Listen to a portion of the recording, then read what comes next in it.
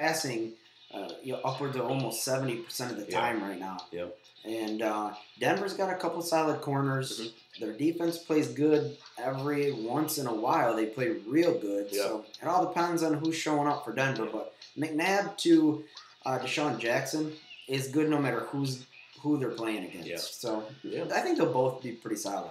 All right, Ricky Williams and Ryan Grant, Houston and Seattle. Both of those aren't very good matchups for you on your side of things. But you've always got your Chris Johnson and you've got Jamal Charles. Now, Chris Johnson should probably have a normal every good 30s. week. Yeah, probably in the 30s. Chargers are not that good against the run. But Jamal Charles against Cincinnati is going to be a tough defense. But I'll tell you, I've been very impressed with Jamal Charles. I tell you, it's a good thing for Kansas City. They finally got something to be happy about down there. Yeah.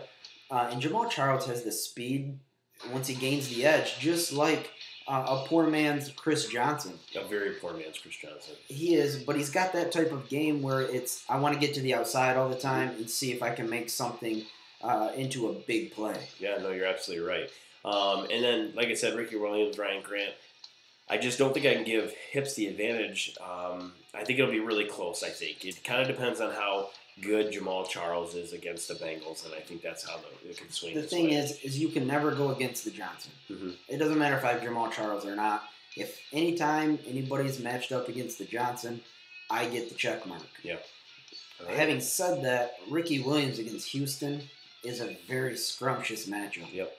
Ryan Grant, I'm not really sold on the Grant, but he's probably a 10 to 12 pointer. Yeah, well, I think with both of these teams, Ricky Williams, the Dolphins, and the Packers, really fighting for playoff spots, I think they're going to try to wear down the clock, and that's going to have to be part of the running game. That's true. So, very true. Now, we move on to the... Go ahead. If that's true, that hurts me. Oh, it hurts you definitely. Because you got your Rodgers and the driver. That hurts.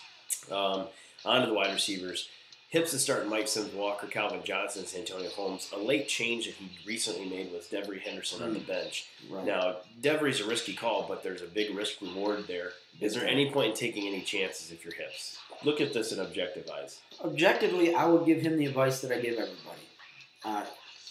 Play with what got you here. And Devery Henderson is not that guy. I would not play Devery Henderson for nothing. Mm-hmm. I don't know, he scored over 20 a couple times, and then he's usually around 2 to -1. Mm-hmm. Play with who got you here, and that is Walker, the Johnson, Holmes, even Roy E. Williams. Yeah. Play with what got you here, and that's the Walker and the Johnson and the Holmes. So my advice is stick with the guys you got in the lineup right now. All right. Mike Sims Walker has the best of the matchups, really, with the Patriots giving up over 20 points to opposing wide receivers and 15 touchdowns throughout the year. Calvin Johnson is going to have Drew Stanton. They just announced that today, throwing to him. So that's got to worry you a little bit if you're Nips. And Santonio Holmes is also going to be in the mix, which he looked okay last couple weeks. So we'll have to wait and see. On your side, you got Donald Driver, Miles Austin, both very dangerous. Miles Austin, especially if he gets in the open field. You saw what Eli Manning did against the Washington secondary on Monday. Oh, Nelly. They're falling apart right before our eyes. Yeah, and so you've got to figure you want to probably pick him up as much as possible. I mean, he could be, I don't know, I think he could get in the 20s easily. I think he could have one of those days. And the only downer is it's in Washington. Yeah. If it was in Dallas, I would say 30s is not out of the possibility. Now, let me throw something out to you. Roy E. Williams is on the other side for Hips. Would you replace Calvin Johnson with Roy Williams, seeing what you saw last week against the Redskins? Oh, boy. That's one of those that Calvin is 10 times the receiver that Roy is, but Romo is actually 10 times the QB that Stanton is. I'm going to go 12 times. It could be. And more likely Stanton will get injured because he is fragile. So Culpepper will probably throw a couple of deep ones. I don't know. That's a good question. Lee Evans on yours. That's your third wide receiver. This is going to be your weak link, you think, this game? Dougie, I have been dominant all year. But where my dominance ends is when I have to use the bench. Mm-hmm. My bench has blown all year. And with Garcon playing on Indianapolis, and they're, 90-0 this year, and he's probably going to rest, I have to resort to the Deion Branches. and the Lee Evans of the world. Mm-hmm. And this could come back to bite me in the booty. Yep. You got Todd Heap and Antonio Gates. The better matchup really is Antonio Gates against Tennessee, but neither one I'm thrilled with. But I think I'm going to go with the better tight end here and go with Antonio Gates. I'm with you. For me, it's just kind of grasping at straws. I know Clayton is hurt, Mm-hmm. and I'm hoping that Heap gets some more targets. It's the best I got. Ravens at Pittsburgh, Packers at Seattle. Actually, Pittsburgh gives up a lot of points to opposing defenses, mainly because of the sacks and interceptions that Ben will throw. Obviously, the Packers have a good matchup. Again, with Suggs coming back for the Ravens, that's going to be real good news. Yeah. And I'm going to give this one to the Ravens. I'm going to say it's a bit of a draw. I mean, Seattle is in a downward spiral like we've never seen before, unless you live in the Detroit area. Yeah.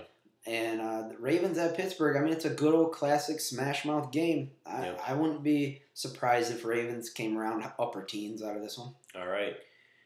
Well, here we go. Do you want me to go first, or do you want to go first? You go first, Tony. Here's what I think it's going to come down to. I think that I think he's going to have a more collective group of players showing up on this weekend. And I think he's going to get it started with a good game out of Antonio Gates on Friday night. Merry Christmas to Antonio Gates. Merry Christmas to the Nipples. I do think that the Nips are going to be able to walk away with this one victorious. First-year player, first-year champion. Nipples will be winning the championship trophy.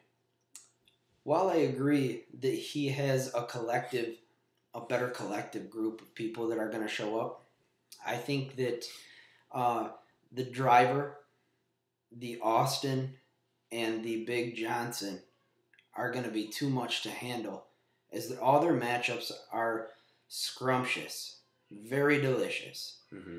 And Johnson's big play and Austin's big play are going to pick up the slack like they have all year with the likes of Evans and maybe even some Jamal Charles action. I like trash by 10. All right, well, we'll see. I think everyone's looking forward to this. It'll come down to Sunday night matchup. Miles Austin will be the last player to go, and we should have a pretty good idea, maybe even Sunday afternoon. So best of luck to you. Best of luck to the Nips. We'll be right back with our big, fast loser. A lot of losers. Yeah, a lot of losers. A lot of losers. Our loser previews. We'll be right back. Trash.